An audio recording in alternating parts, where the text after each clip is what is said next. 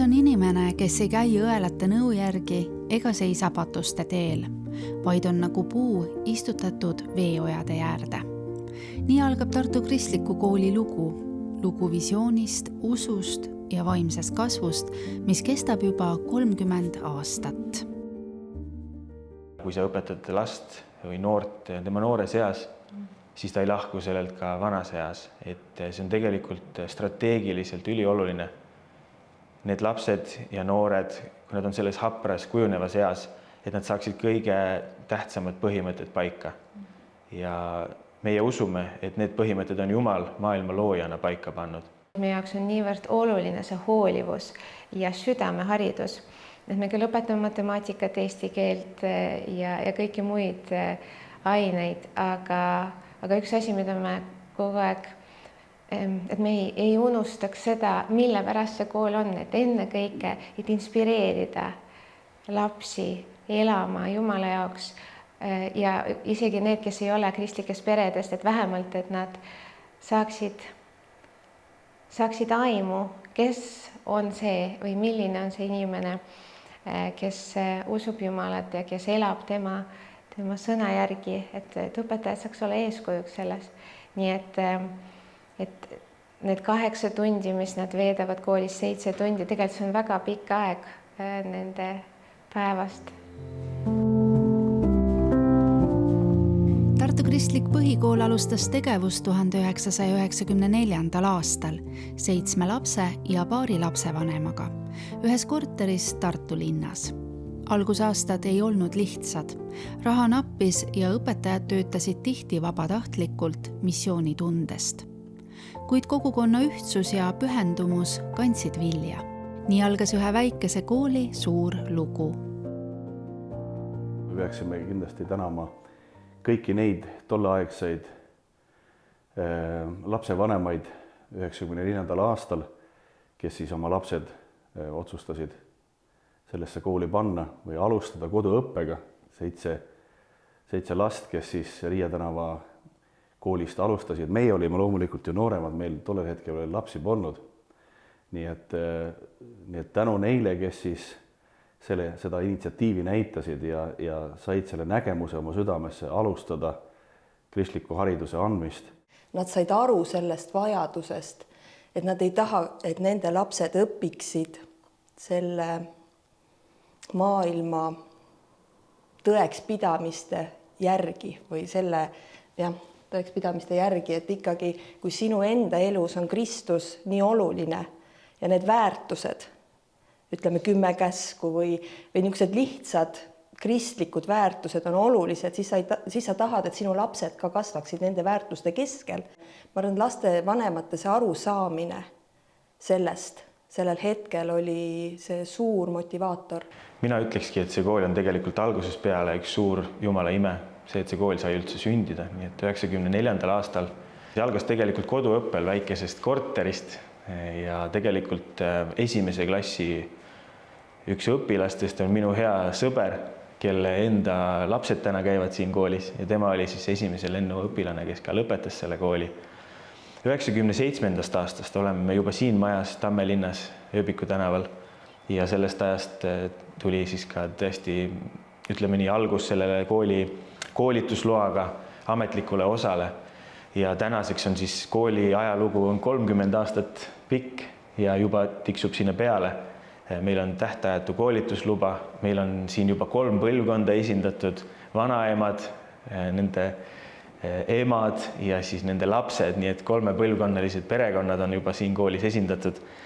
Just tähistasime kooli 30. sünnipäeva, kutsusime kokku endised õpetajad, direktorid, vilistlased, hästi suur perekonna kokkutulek oli ja suur pidu ja rõõmustus sellest, et ka meie ehitus valmis samaks ajaks. Aga ma tahan lihtsalt seda öelda, et see on olnud paljude inimeste ennast ohverdav töö ja ennekõike Jumala arm, et see kool on püsinud, kasvanud, läinud edasi ja meie juubeliürituse fookus oligi avaldada tänu Jumalale ja avaldada tänu nendele inimestele, kes on teinud oma osa, tihti töötanud õpetajad ilma palgata ja väga rasketel aegadel panustanud sellest visiooni ja missioonitundest. Et me oleme Jumalale täna väga tänulikud, et see, kus me oleme täna, on võimalik tänu sellele, mis on tehtud eelnevalt ja see on üksteisele järgnevate pisikeste imede summa, kus me oleme täna.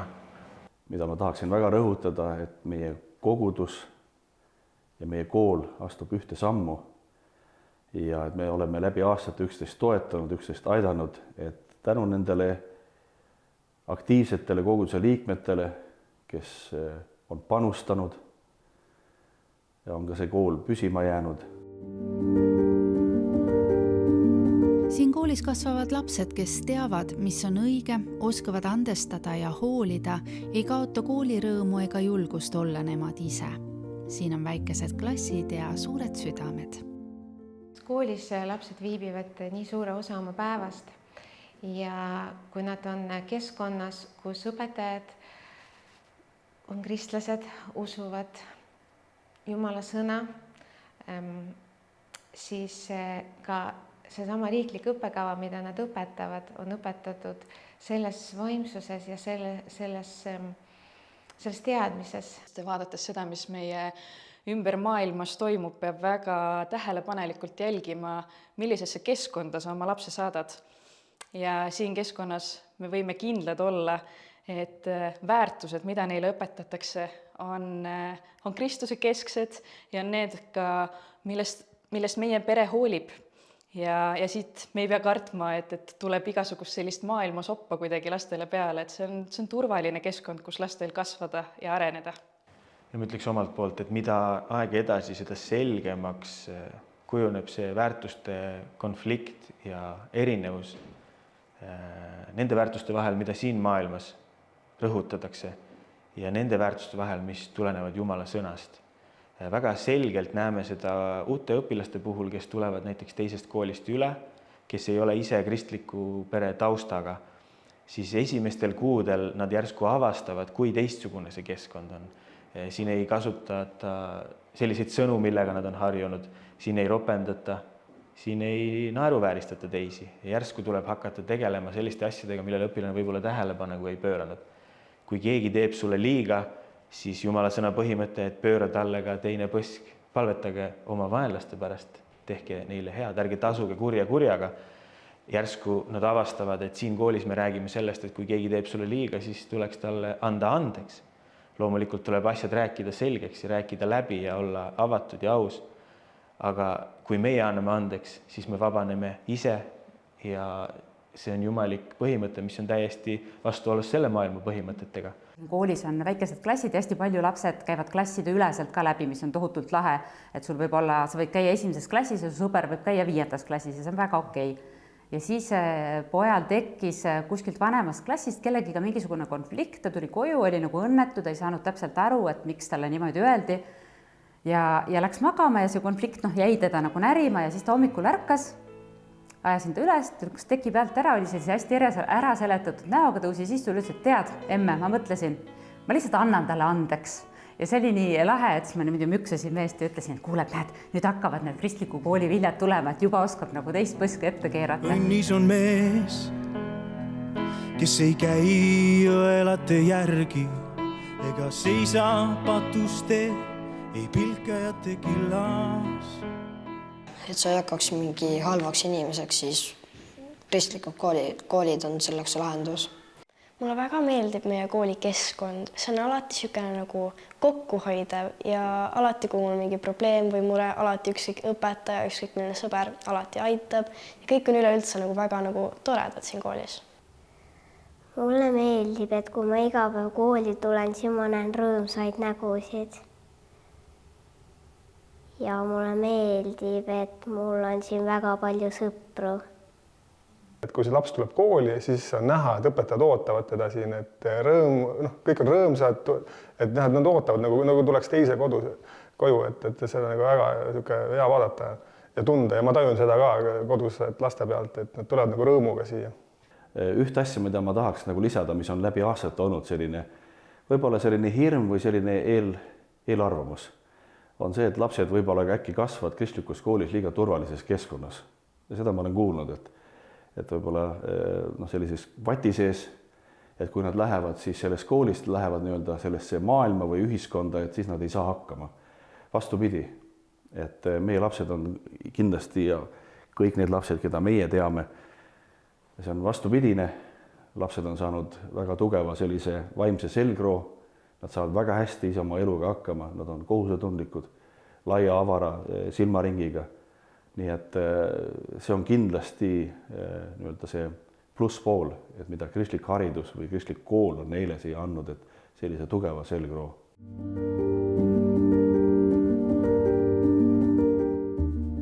Tartu Kristlik Põhikool pole lihtsalt kool, see on perekond ja perekonnas ei jää keegi üksi. Inimesed, kes on ükskord sattunud meie kooli kogukonda, jäävad perekonda alatiseks, et need isiklikud suhted nii õpetajate vahel kui lapsevanemate vahel, see on midagi unikaalset, me tajume sellist ühtehoidvat, toetavat kogukonda. Laps ei ole siin kuidagi anonüümne, et ma võin õpetajate tuppa helistada ja öelda, et teate, et ma ei võta telefoni, kas keegi saab vaadata, kus ta siin kooli ümbruses turnib ja ma saan selleks abi, et mul on hästi julge ja turvaline oma last siia saata. Õpetajad on kõikidele sõbralikud, kunagi ei ole selliseid halvustavaid ega solvavaid sõnu õpilaste öeldud ja õpilased tunnevad siin väga turvaliselt, on siin hea olla ja kiusamisvaba kool. Mis on huvitav, on see, et Jumal on saatnud meile kõik õpetajad siia nii, et me usume, et nad on lausa nimepidi kutsutud. Ühtegi juhust ei ole olnud, et kõik õpetajad, kes on aastate jooksul siia sattunud, on kogenud jumalikku kutset. Nad kogevad seda, et nad tahaksid just selles koolis õpetada sellepärast, mis siin koolis on, selle atmosfääri pärast. Ja Jumal on saatnud meile need inimesed. On olnud olukordi, kus me oleme olnud palves Jumala ees, et meil on vaja seda õpetajat nüüd, et keegi on läinud lapseootele või läinud kolinud. Ja Jumal on imepäraselt saatnud. Ja tihti juhtub see ikkagi isikliku kontakti kaudu. Aga siin töötades ma tunnen, et see on täielikult Jumala juhitud. Ja ma tunnen, et ma väga armastan oma tööd.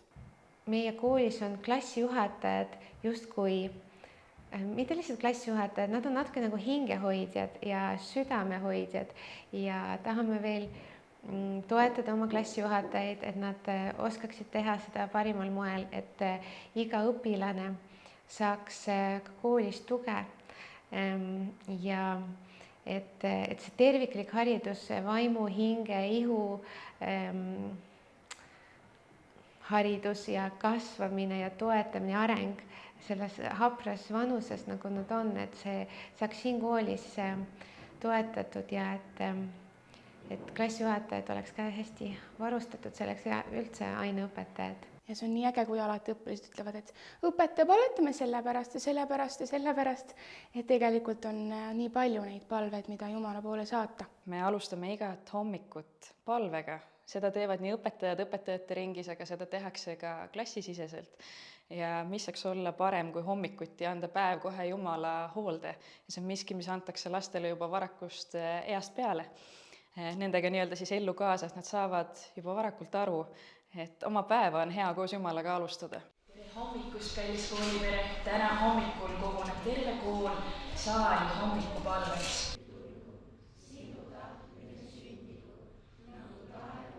Selline suur ime, mida see kool täidab, on see ühtsuse toomine Kristuse ihusse. Meil on väga hea meel, et kooli kogukond on laienenud. Õpetajaskond, nii nagu Julia ütles, on peaaegu et kõikidest erinevatest kristlikest denominatsioonidest. Me töötame ühtsuses, oleme ehitanud usalduse omavahel ja seesama puudutab õpilasi. Et meie koolis on esindus põhimõtteliselt kõikidest kristlikest kogudustest ja samamoodi on umbes 1/3 õpilasi, kes ei ole otseselt kristlikust perekonnast, aga kelle vanemad austavad neid väärtuseid, nad austavad palvet, nad austavad Jumala sõna ja seal tekib selline unikaalne võimalus, kus õpilased erinevatest kogudustest õpivad üksteise kõrval, saavad sõpradeks, võib-olla eluks ajaks ja me ei tea, mida Jumal saab selle kaudu tulevikus teha, aga ma kindlasti näen, et see on väga oluline võti selleks ühtsuseks, vähemalt meie linnas siin. Meil on hea meel, et meie õpetajate seas on olnud ka Luteri kirikuõpetaja abikaasa, nad on ka meie kooli nõukogus, on baptistide esindus, on katoliku ja õigeusu poolelt ja vabakogudustest, nii et meil on suur rõõm olla osa sellest ühtsusest.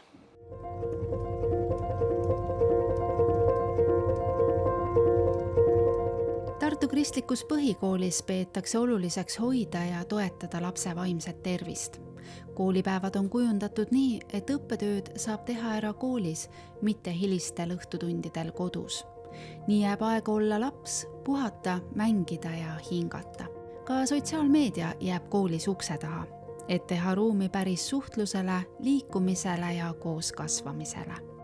See algne mõte, miks muuta päevakava, tuli sellest ülekoormatusest ja stressirohkusest. Ka kõrgetest nõudmistest, mis Eesti haridussüsteem on õpilastele peale pandud.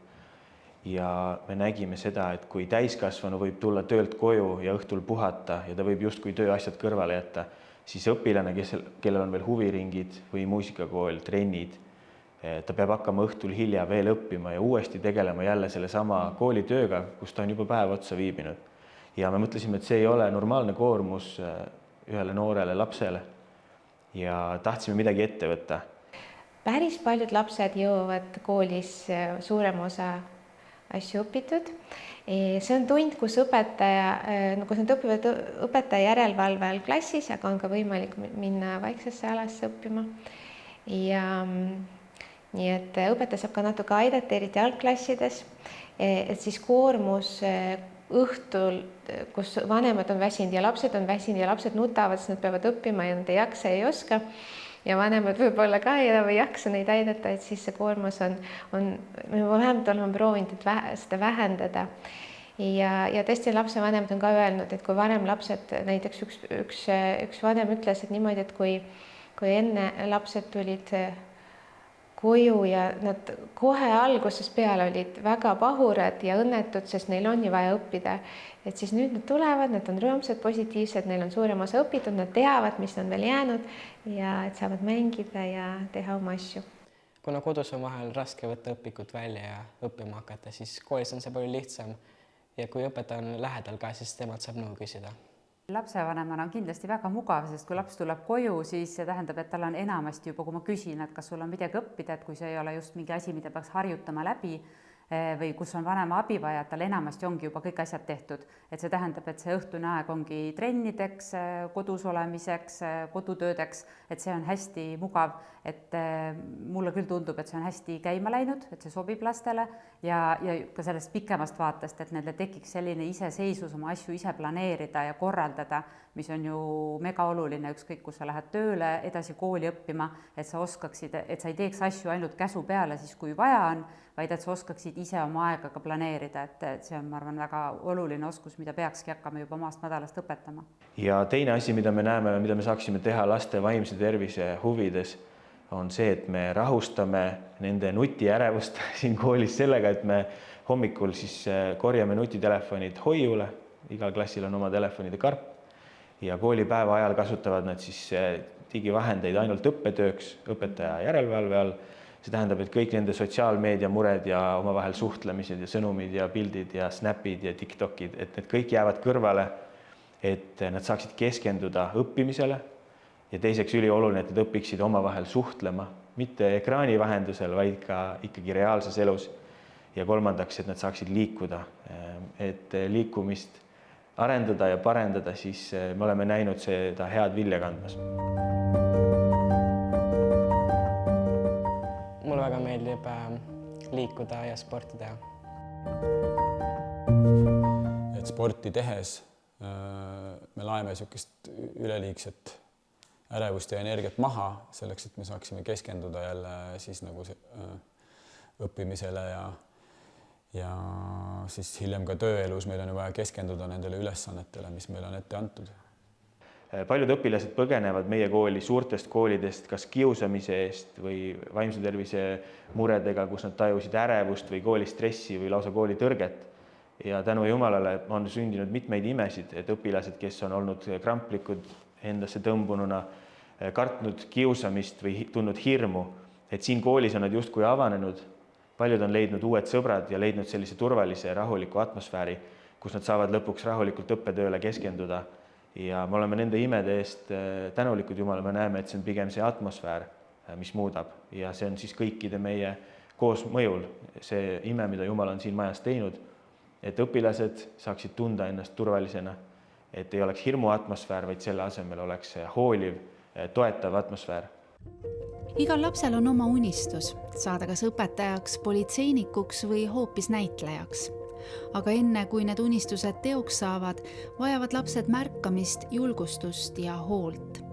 Siin koolis vaadatakse lastele nagu pärlitele. Igaüks on väärtuslik ja ainulaadne.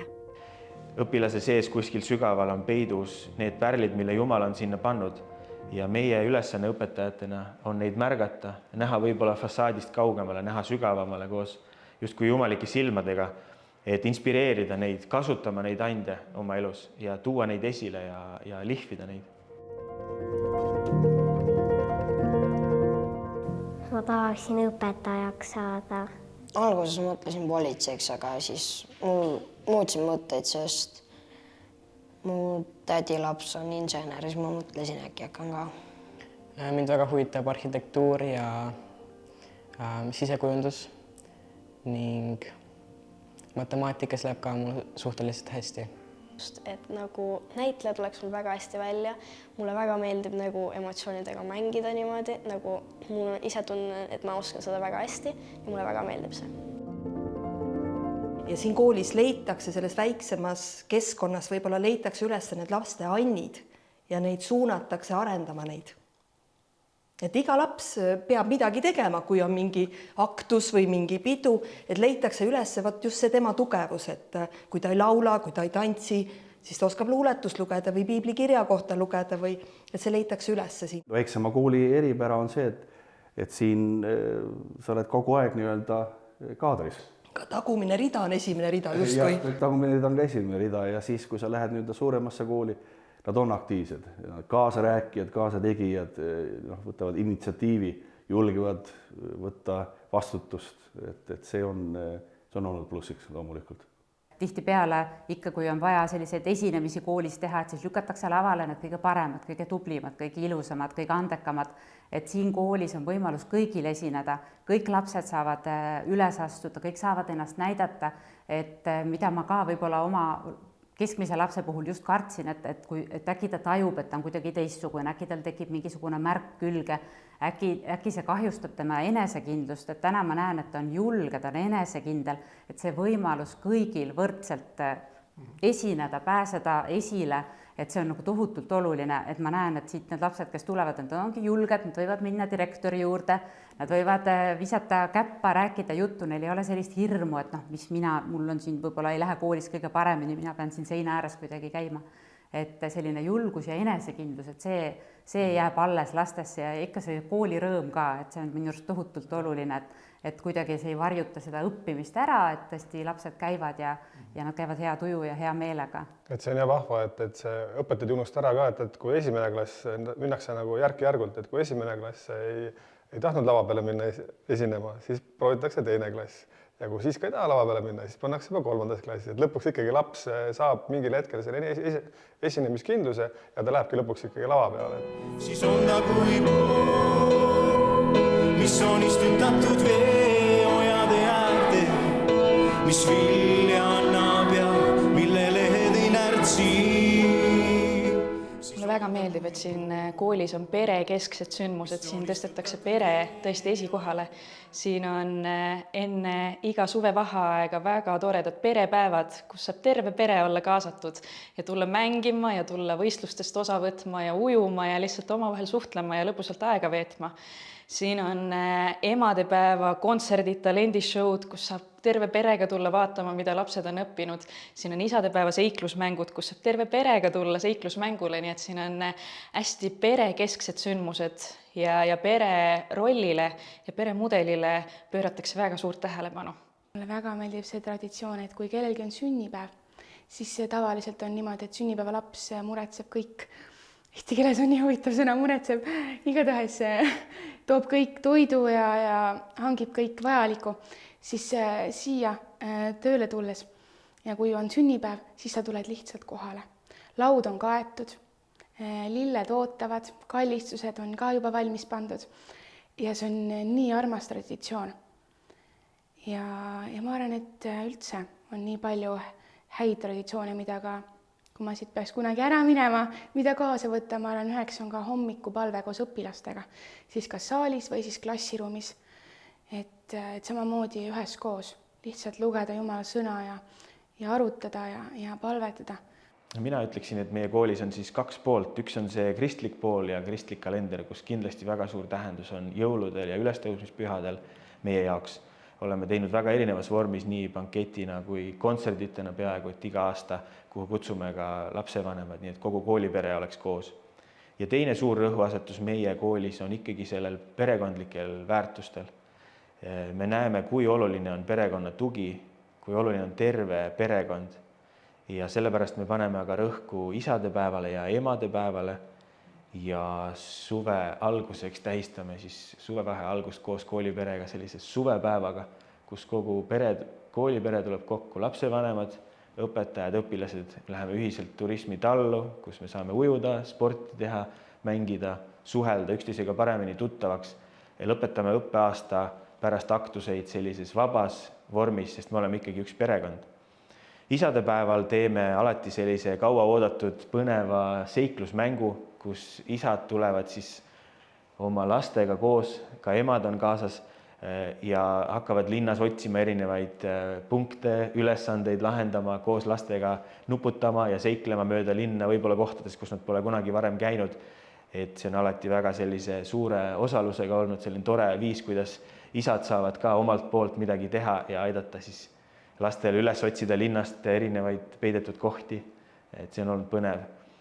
Loomulikult ka oleme teinud lõbusaid päevasid, kostüümipäevad, talendishow'd, sellised sündmused.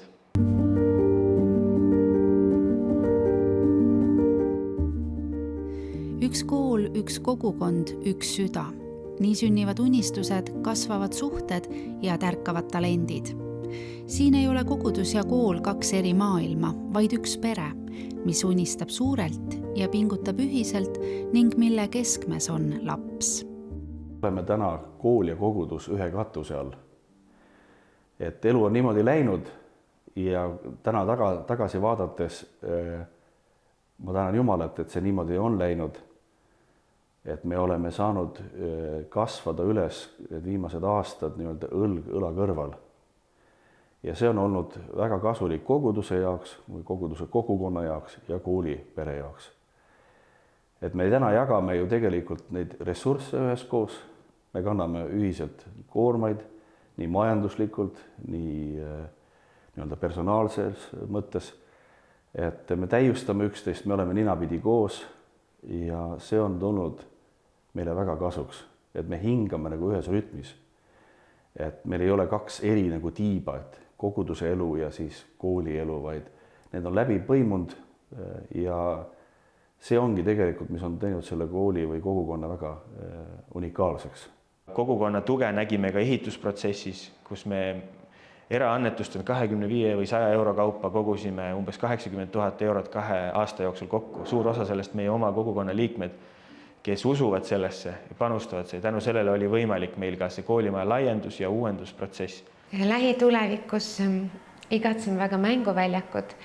Tegelikult me oleme seda juba väga ammu igatsenud ja nüüd juurdeehitus sai valmis, aga mänguväljak veel ootab. Ja lapsed väga ootavad, isegi lapsed mõned oma taskurahast annetusi andnud, et mänguväljak saaks kiiremini valmis. Meie unistuseks on see, et see sisu, mis siin koolis toimub ja mis siit ka lähtub ja väljub, võiks teenida kogu Eesti kristlaskonda. Me tahaksime tulevikus kaasata õpilasi sellistesse projektidesse, kus võiks siit koolist lähtuda midagi, mis teenib kogu kogukonda ümberringi.